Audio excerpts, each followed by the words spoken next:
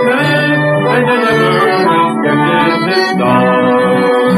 The rest will come very straight on, second red was the weep of the line. So forget not the boys of Kilmichael, but let myself and through. The great flag of Ireland, and conquer the red, white and blue. Lorries were off before twilight, and they overdone and went down. Their banners were headed triumphant, so that the camps had gone down. They gathered their rifles and bayonets, and they left out the trench was few. They never went to their houses, at the Barley camp ran on. Forget not the boys of Kilmichael, the brave boys of gallant and true. They fought with the great flag of Ireland, and conquered the red, white and blue. Sun into the west was sinking on the eve of a cold winter's day. And eagerly waiting, they came into a spot where they lay. And over the hill went the echo, the reel of the rifle and gun. Smoke from the lorry kept riding, that the boys of Kilmichael had won. Forget not the boys of Kilmichael, but the red boys of gallant and true. Who fought in the great flag of Ireland, and conquered the red, white and blue. So here's to the boys of Kilmichael, but the red boys of gallant and true. Who fought in the great flag of Ireland, and conquered the red, white and blue. Oh, very good, very, very good. Now, I bet you if I ran a quiz and if I asked the question, who sings the Boys of Kilmichael? I'm quite sure if there was 100 replies, 100 would say the late Johnny Donegan.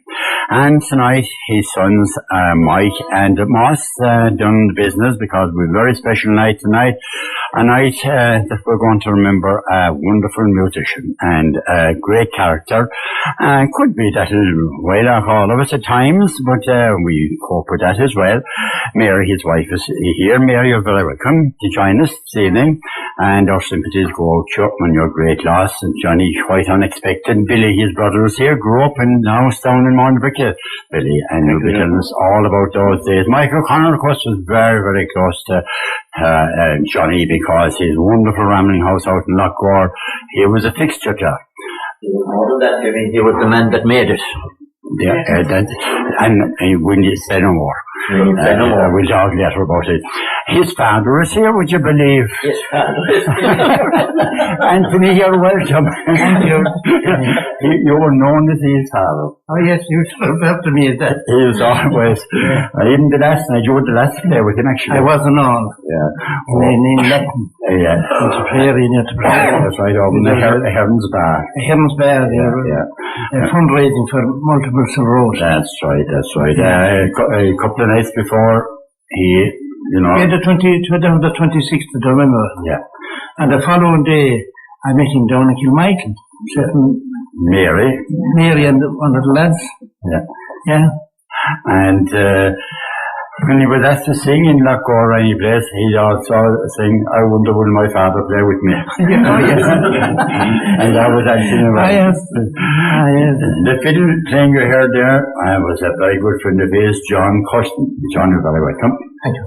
And we have Nick Fitzgerald, of course, and Helen. We have a special song, Helen, that you composed to honour Johnny for this evening.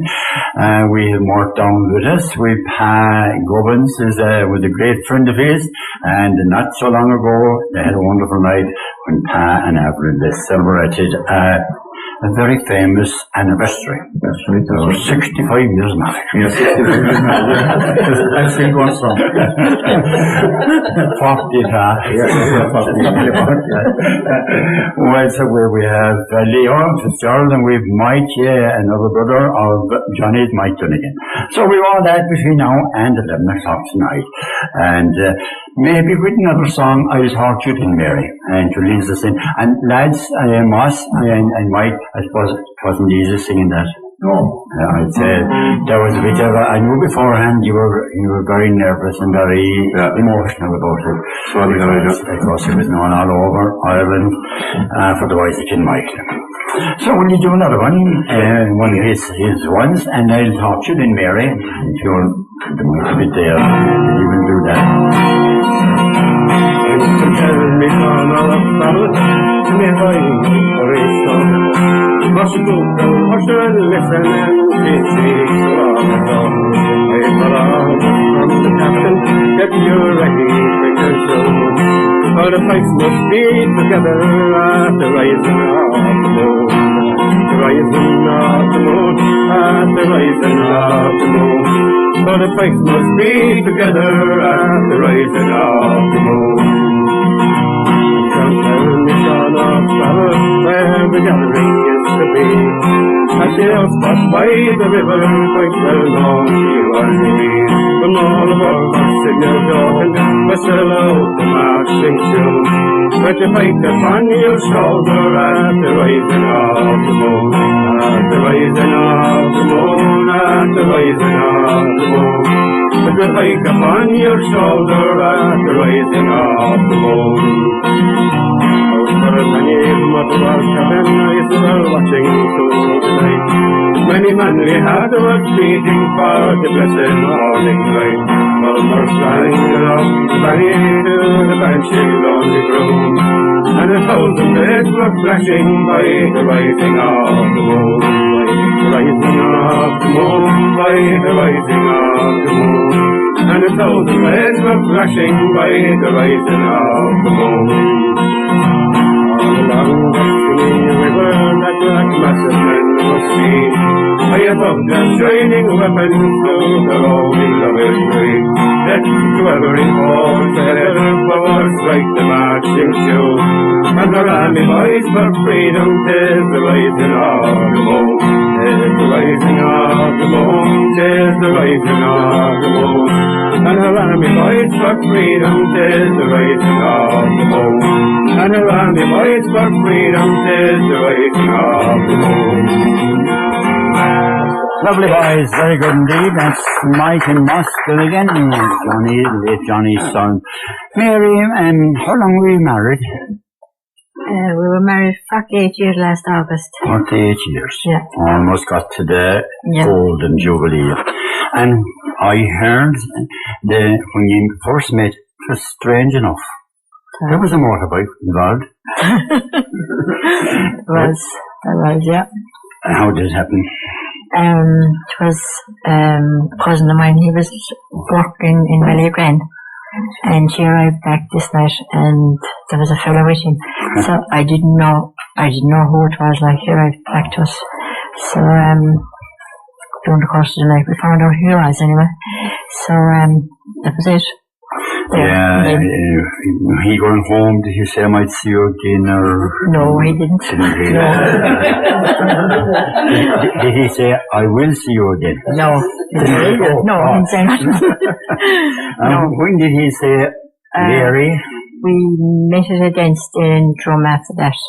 A couple of months after. Not very long after. Very long after. It is on you. I suppose. Both of us, I'd say, like. I know. One of us told us. So. I know, it was a kind of a mutual sort of a thing. And was it kind of hit and miss for a while then? Yeah. You know, well, he used to be playing at that time as well. He used to be playing, sure. He might have arrangements for a night, and next thing he would come off with one of the bands, the many groups he played with. Yeah. And did you get married in Broadford or Drum? Drum. You come from Broadford, and we talked to you later on about your mum and dad and the glory joy of being an only child, which you enjoyed so very much. I did, Because sure about that did. later on now. We won't say more about that now. And did you always live where you are now? No, Did you we not? didn't, no. Oh, yeah. No. Yeah. We're there about, for about, let's see, about 52 years, I'd say. I see. Yeah. Bought the house there and settled down. No, my father got that from the council. Oh, right, the house where you now? Yeah. Ah, I see, right, I see. But the home place was in Broadford. Yeah. Yeah. And then, of course, the two boys arrived on the scene. Was he playing all the time at that time? Yeah. I see. Down to Shandrum, that time. Shandrum, snapped it off with the Shandrum. Yeah. Yeah, of course, Willie Dunn, he had met up with Willie Dunn before you met him. He did, yeah. The gifted travelling fiddle player that taught a lot of people. A cousin of mine, as a matter of fact, May Connell and Tom Galvin, and there's a lot more that have passed away. That's where I got in Milford.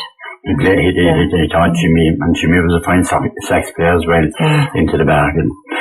And I suppose missing many nights. Yeah. Oh, yeah. Often a month, maybe 2 months at a time. He'd be gone on tour. Yeah. Was it tough going at home? It wasn't really. You know, you'll get used to it after a while. Of course, yeah. So there were quite a times anyway. Yeah, there were better times than now. And the two boys were grown up then, Mike and Moss, weren't they? Yeah. At that time. So they were occupation enough for you. Yeah. Really. Yeah. And Spalpeen was the most famous, was it? He played with. Yeah, I suppose in a way. Yeah. And there was Dermot Hake, was and any more lads, if you can come in there. You don't make me hang at us.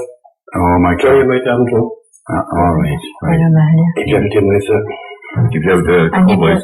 Huh? Some of the Cowboys. Oh, did he play with he did, yeah. 7 months ago. They were down from the north, weren't they? That's right. They're from Limerick. Who were the Western Folk? Oh, the Western Folk were brilliant as well. Oh, yes. Collinses and Balcushion from Russell. Oh, Balcushion, sure. The cushions were good. There with McDonald's and Tommy Neville. Tommy Neville and Morris. And you'd have Donny Welsh down there. Oh, yeah. Donny. Down there. You're welcome, Donny. Great man. The Monarchs long go. He was up in Pride as well. He had Mike. Oh, he did. Oh, yeah. Sure way. Mike. The last written was yourself and Leah and himself. Yeah, he finished up with those. Yeah. So, that's roughly his life. He was, he had a couple of bad years health-wise, hadn't he? Yeah, well, I suppose, but he didn't. It kind of didn't affect him, really. No, he still kept going out. Of course, he had the mentality that he never gave in. That's it. I mean, the night before he died, the phone calls he made. Yeah. My God. If he made one phone call, he made 100 of them. He did. And he rang Sean Donegan twice. He did, they were nice, And he rang myself, we had a quarter of an hour. Yeah. And we were doing a program the following night. Yeah. And the following night he was on his deathbed, of course, because he wanted to come up. Yeah. I said, sure, we can't drive. And he said, my wife Mary will drive me. And he said, if you want me, he said, I'll be there. And he said, after that, the news coming, I said, Mike had bringing the crowd there, Ted Lewinsky, and fundraising night. And he said, I'll be there for that. I said, right, sure, you stop up regular, sit down there, and he'd be recognised, of course, and they'd say, will Johnny play at you? And Johnny said, no, I'm not playing it hard tonight. He could be awkward that way, you see. It was very awkward the times. And you would have the timing, but he would eventually go out for the fiddle, and he'd warble an old tune. He's on very, very special way. Mary will come back to you later on again, and a bit of a chat. But maybe we'll get another tune from you lads, as you're on the guitars, and we'll give you a rest for a bit then, because I'll talk to Billy there, and Mike Fitz and Helen will be back in to to sing that special song. And if you was there, Michael Connell will sing a song in his praise, and Anthony with a few words. What did you understand, lads? Another one of his favourite songs, My Father's House. Oh, yes, it was indeed. One of his favourites, yeah. Okay, lads, here we go.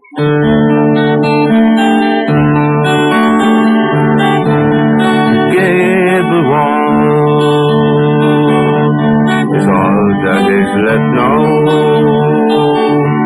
The old thatched cottage is falling down.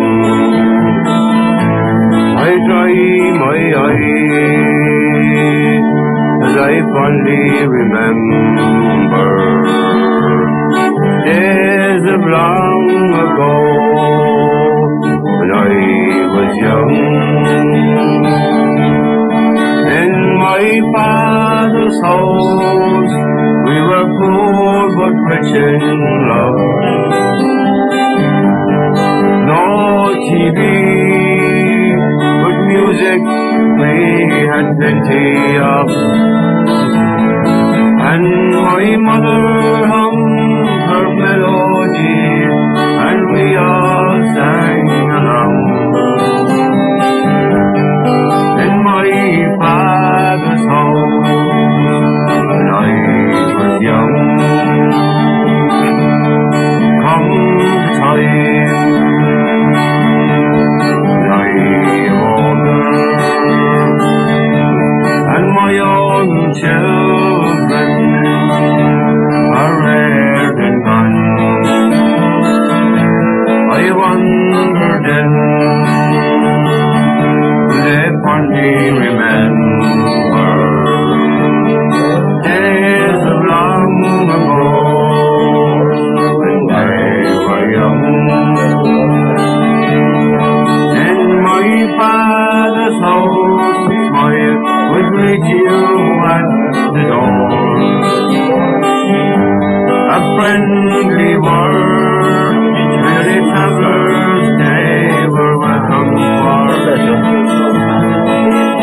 And at night time never rambled in, I stayed till 12 or 1. In my father's house when I was young. Years have passed and times are changing.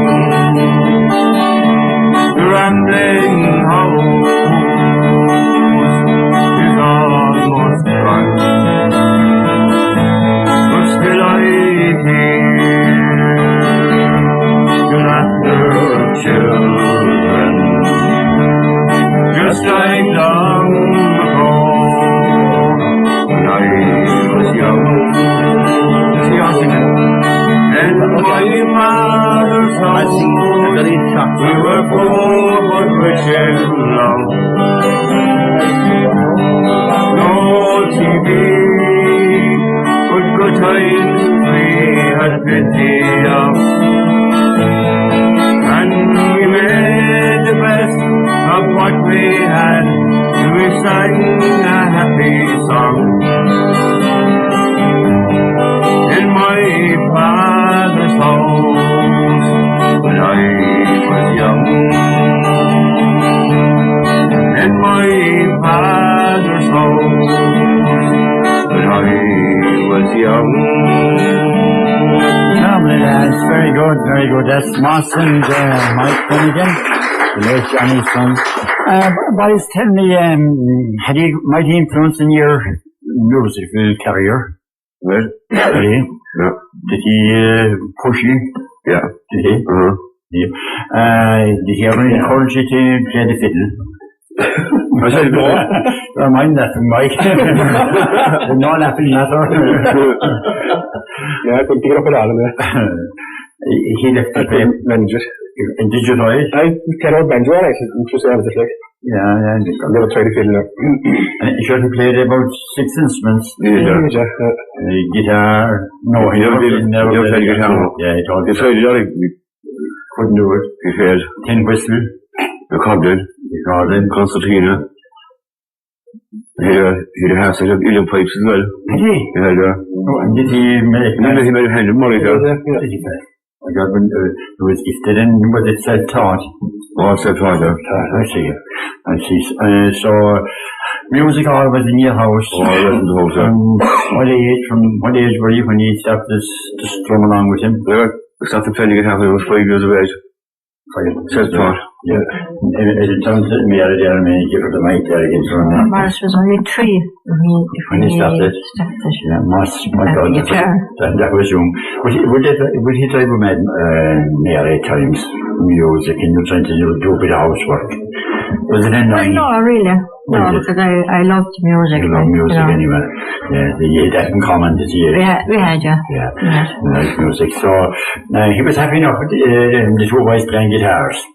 I think he had a feeling that he knew that he was one of the best fiddle players, and just in case one of you might get a good, it's good, and that's what it might get a hit.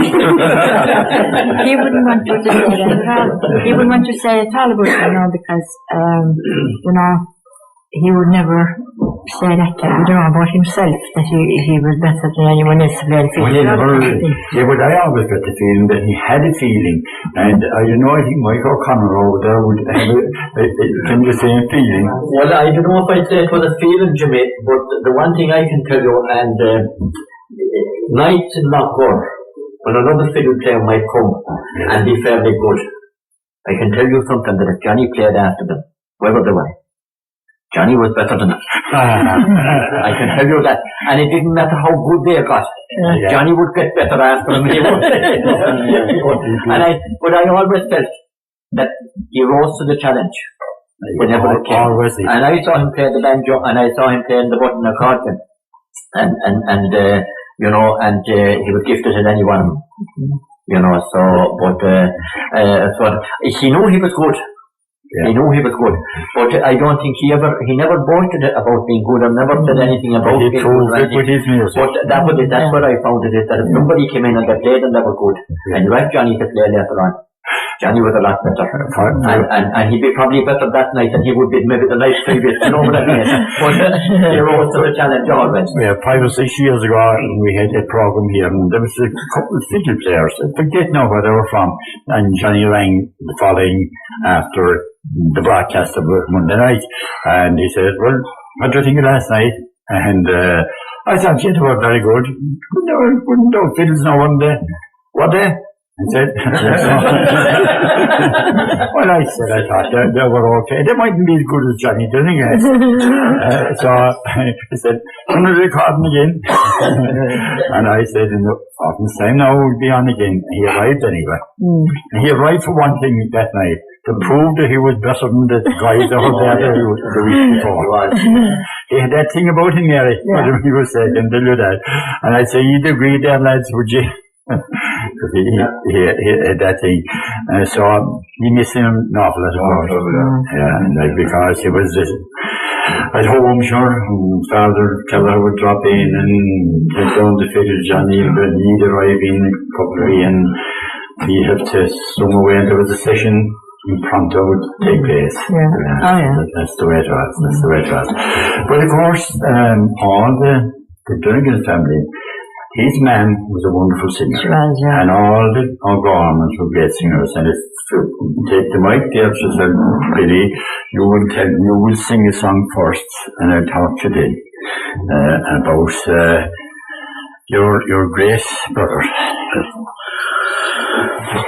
They'll strum for you there, Billy. Sit you down, Lyle, comrade, sit you down for a while, till I'll spend my last hour around there in Green Isle. Come and fill up your glasses, and we'll drink hand in hand, for tomorrow I'll be leaving from the shores of Lochran. In the incoming morning I will bid you adieu to little Drumshanbo and sweet Carrick too. But no matter what fortune I may make far away, my thoughts will be with you both night and day. There's my father and mother, you can now hear them cry. With their tears bewailing, it would moisten your eye. But I will assist them, please God, if I can, far away from lovely Erin and from the shores of Lochran. Lovely, very I can tell you. That just proves that he wasn't the only singer in the Donegan family, Billy. I'm taking blood since last week, Jim. And Billy, they're working. Thank you. The boxes you're taking are the right ones, I can tell you.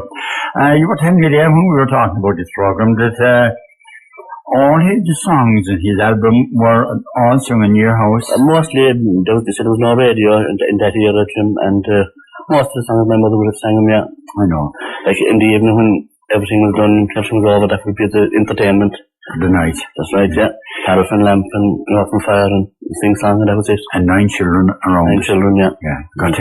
There was a crush. It was a busy house, no doubt about it. It was indeed, yeah. It was indeed. And you were telling me like that the neighbours were it was a fabulous community to live in, really, there's no doubt about it. Yeah. Down in Monabrick. Yeah, that's right, yeah. Balaban, I suppose. There are 44 first cousins in 2 miles of the road. Sure.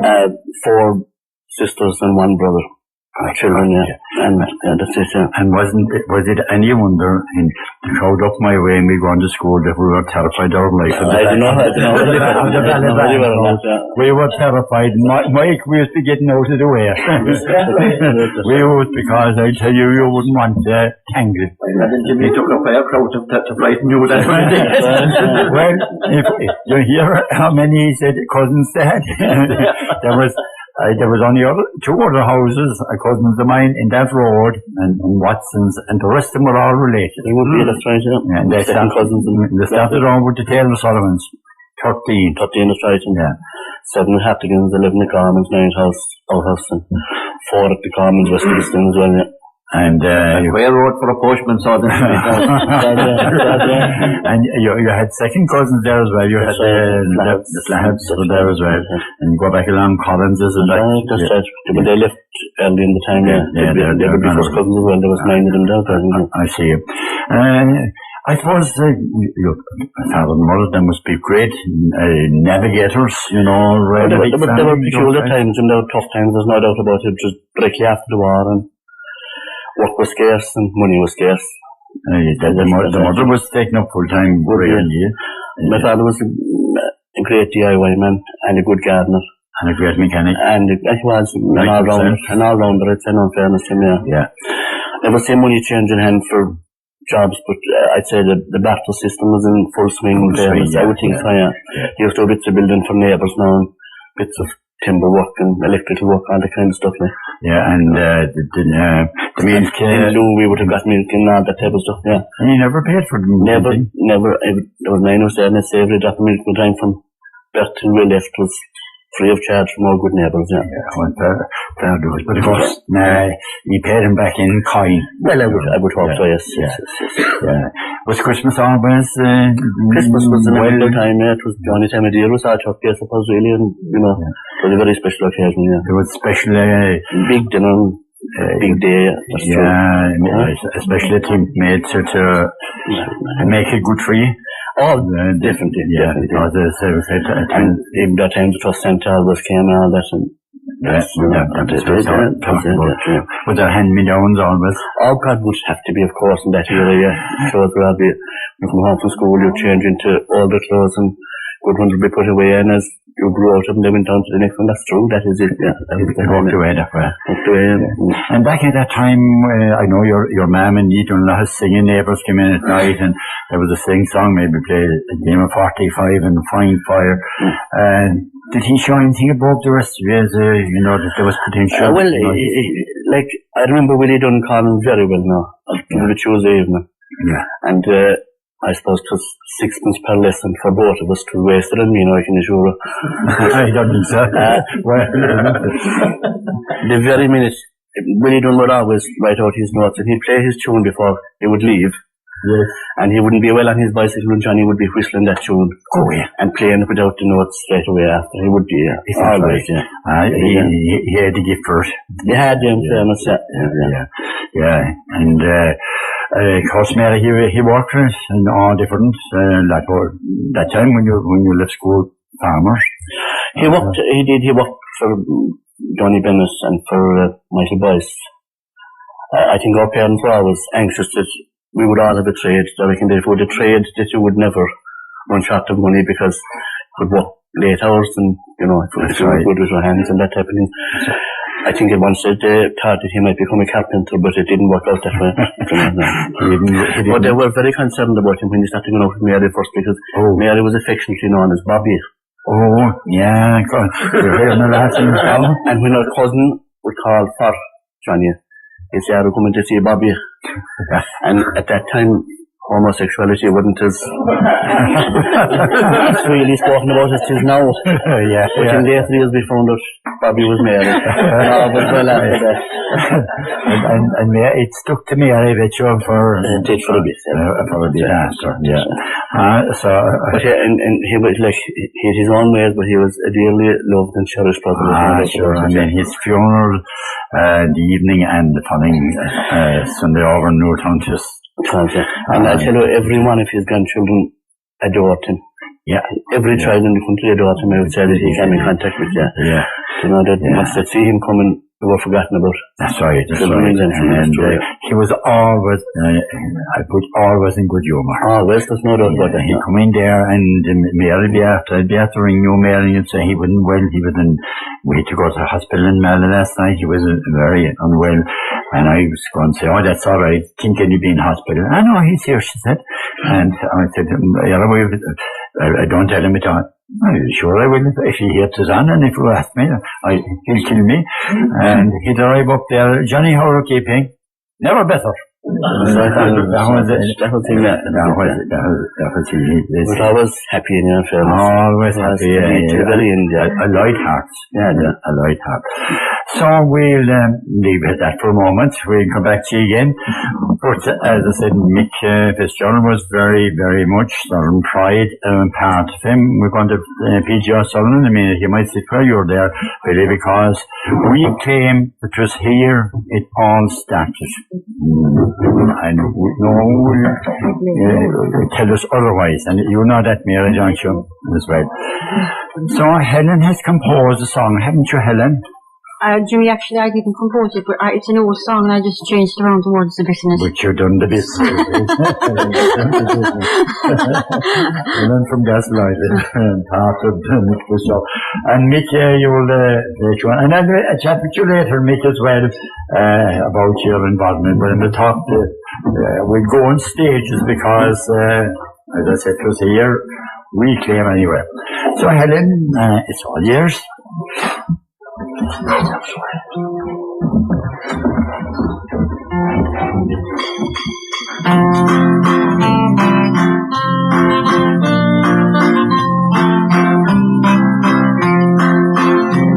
As I went walking one fine summer's day to the sweet county Limerick, I fondly did stray. On the road to Drumcolor, there a tavern I spied, and says I to myself I should linger a while. "You're welcome, young woman," said the landlord within, and the man by the fire played a sweet violin. "It's the great Johnny Donegan," I heard someone say, and they all gathered round just to hear the man play. And the sweet charming music seemed to ring everywhere, like a lark in the morning as she fills the clear air. To a whole generation his music was rare, and to all the great fiddlers he was a great player. Oh please, Johnny Donegan, we'd like you to know, great music has known you, a cold heart beglow. Your legend and memory of fiddle and bow, we say thanks, Johnny Donegan, for making it so. Now all the fine people were happy and gay, and the great man he played till the clear light of day. For soon he be leaving, bound for America, far away from his home down from Colorway. So come all of you fiddlers and pipers of note, to the sweet drum color there's one for to go. Not far from Color there a monument will stand to the legend and memory of Johnny Donegan, where once in the tavern sat the landlord within, sat a man by the fire playing a sweet violin. 'Twas the great Johnny Donegan, I heard someone say, and they all gathered around just to hear the man play.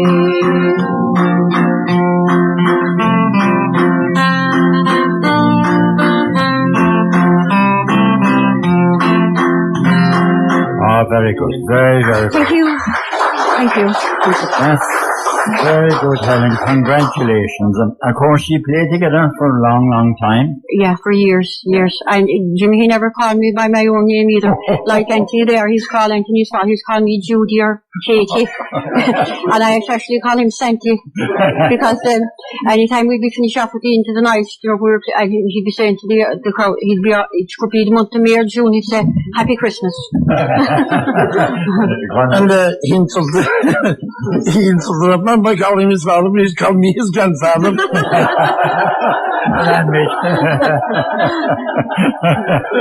was going by appearances. But you got on great anyway. Yeah, and absolutely. Travelled the country, especially West Cork. I'll come back to you soon, Mick, because you took up while we started. You picked it up there. But before we come to P.J. O'Sullivan, because he's going to give us credit here for Johnny's great, great success, and you took him in up instead. But Anthony Ryan, his father, is going to play a tune for us.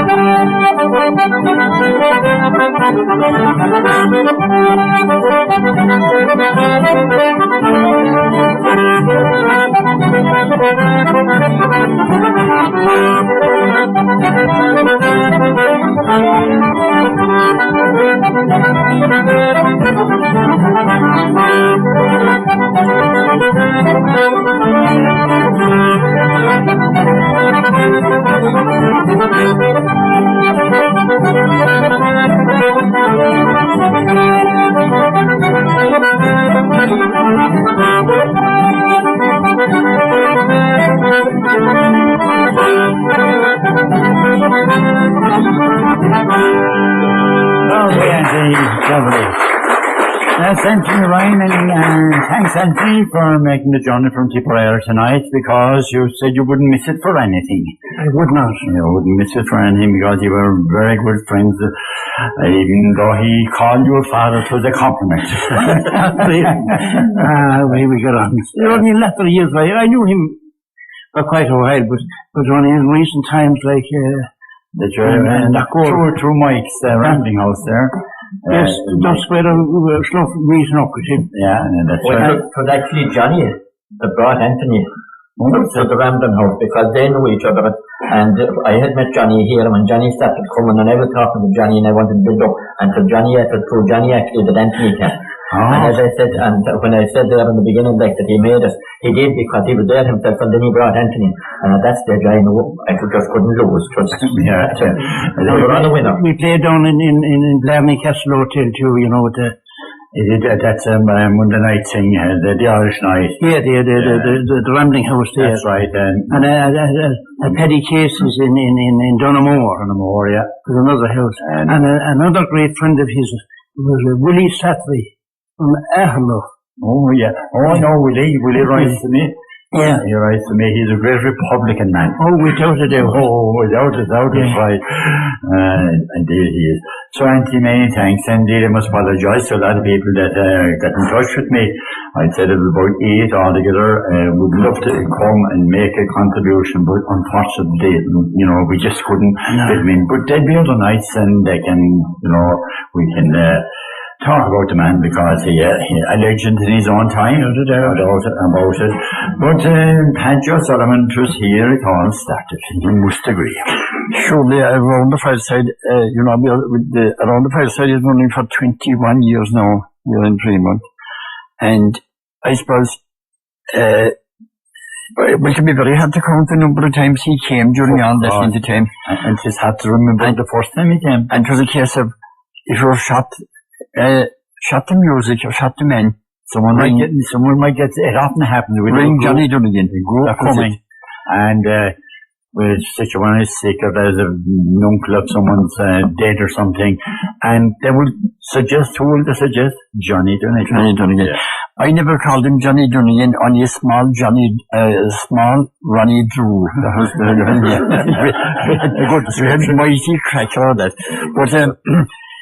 But I've known Johnny for so long, but it was so hard to convince him that he had material for a DVD or a tape or anything. Didn't we spend 12 months of it? About 12 months, you know, and longer, before he would even consent to make one, like. And I'd say only for Michael, it would probably never be done, like, you know, that. Yeah, definitely. And of course, Mick here, Mick convinced him. But, you know, he was an outstanding man, but like it really made him to come here, because he was in with all the DJs then and everything around the local radios, and he'd ring him up and he could talk to him, and it was all on his doorstep after that. Because, you know, I'm not joking, but he had a big contribution to Around the Fireside, but Around the Fireside had a big contribution to his success as well, because when he played the boys of Kilmichael, he said, they didn't want me to play it, but I'll play it. And so everyone was mad for that song, and he had a style of his own. Yeah, and with all due respect to the lads, and they're great musicians and everything, but you know, he had his own style for that song, and I don't think there's anyone else. No. No, because the very first time he sang it here, and you know, the very first time he came, funny enough, I thought just to come and play the fiddle, it was till you brought him. And next thing he said he'd sing a song, and to the boys again, Michael, the following Saturday, and gee, there was more calls. But like as I said, it was so hard to get him to make the DVD, and then he was flying after that. But you see, Johnny had been very good to us in Fremont, because Willie Dunn, John Cushion is here tonight. John, I think you're the last man standing. Willie Dunn was a travelling fiddler, and he was playing at a fair in Drum. And Dan Brother, that was Donny Brother's father, came out and danced a jig on the footpath in front of his own house. And he said to Willie Dunn, is there any chance, he said, you'll teach my children? And he said he would, and that's how he started, that's how Willie Dunn started. He was a travelling man. He started teaching music, and he went around to the houses, and he charged a shilling a lesson. And if there were two in the family, it would be 1 and 2 pence. That was a lot of money that time. Did you meet up with him, John? Oh, I did, He taught John. I taught myself and my sister in 1950. Is that right? Don't John. He started in the late 40s, I'd say, going He around. started before it. I think he taught my mother as well. Did he? 20 years before that. Did he? You said he was around a long time. But Johnny brother, yourself, Johnny Donegan, Jimmy McCarthy, Tom Galvin, Nora Farsi. He teach Tom Galvin too. Oh, he did. Yes. And Nora Farsi, Owen Miscal. They were the musicians I knew, like, that he taught. He didn't know Trinity School because he taught a cousin of mine as well down in Donegan, living inside Billy there. The second house that wouldn't relate to all that were all related into one road there. May Conan, God rest her. So, Nehulden, yeah. He taught me, as well. But Willie Dunn was buried in Nahill, you see, in the 50s, about 54, I think. And there was no headstone or anything, so our courses here in Fremont set up a fund, and we put up a headstone for Willie Dunn, and we had a memorial every year. And Johnny never missed it. Lord mercy, he never missed it until last year. He was after going in for the analysis, I suppose. And we had to get 2 young fiddlers locally here to play. The first time he missed it. He was such a great help, like, to the whole. Yeah, and sure, he has the shoes. He never missed it. Never missed it. Always there. And another thing, he'd come in and there'd be maybe a dozen youngsters there playing. And 'tis with him he'd play, and he'd be giving him a tune, and he'd be helping him along.